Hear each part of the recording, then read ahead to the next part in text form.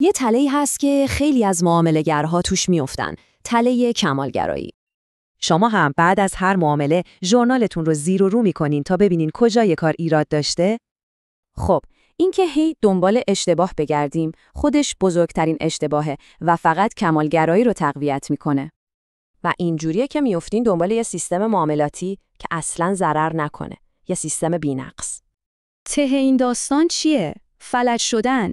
یعنی سالها یاد میگیرین ولی هیچ وقت به معامله واقعی نمیرسین. اینجوری به جای معامله‌گر فقط میشین یک کلکسیونر دوره‌های آموزشی بیفایده. حقیقت اینه که بازار همینه.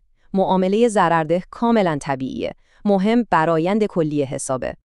پس به جای وسواس روی هر ضرر، بیایید روی سود کلی و تست استراتژی تمرکز کنیم.